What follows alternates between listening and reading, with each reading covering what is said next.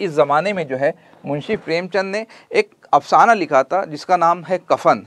इस अफ़साने में मुंशी प्रेमचंद ने माधव, घेसू और बुधिया की ज़िंदगी को पेश करने की कोशिश की है कि बाप भी बेटा भी जो है अलाव के पास बैठा है, खेत से चुरा कर लाए हुए आलू को भूनकर वो खाने की कोशिश कर रहे हैं और दर्द ज़े में एक कुटिया में एक गरीब किसान की बच्ची दर्द में मुब्तला है, दर्द ज़ेह में मुब्तला है, चीख रही है, चिल्ला रही है, कोई उसका पुरसान हाल नहीं है। बेटा बाप से कहता है जाकर अपने बहू को देखाओ। बाप अपने बेटे से कहते हैं कि वो चीख जो रही है मैं जाऊंगा देखने में, तो लज्जा के मारे, शर्म के मारे चीखेंगे भी नहीं और उसकी तकलीफ़ जो है कम नहीं होगी, इसलिए तुम जाओ। बेटा ये सोचकर जाने से बच रहा है कि मैं चला जाऊंगा तो मेरा बाप जो है वो ज़्यादा खाना खा लेगा, ज़्यादा आलू खा लेगा।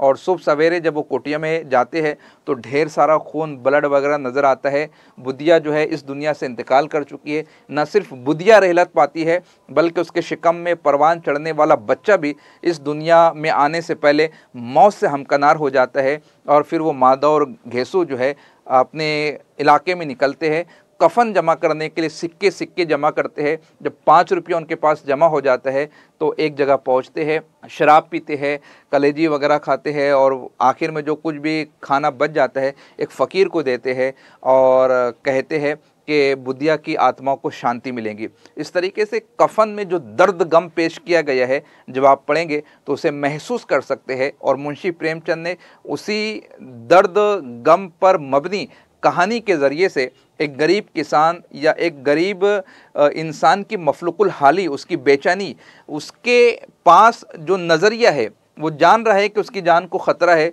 लेकिन जो शिकम की भूख है, जो पेट की आग है, वो उसे इस बात पर उठने के लिए इजाज़त नहीं दे रही है कि उसे आज फिर भूखा सोना पड़ेगा। तो आप अंदाज़ा लगा सकते हैं कि एक गरीब इंसान के सामने भूख की कितनी अहमियत है कि अपनी बहू को, अपनी बेटी को मरता हुआ देख रहे हैं लेकिन उठने के लिए तैयार नहीं है।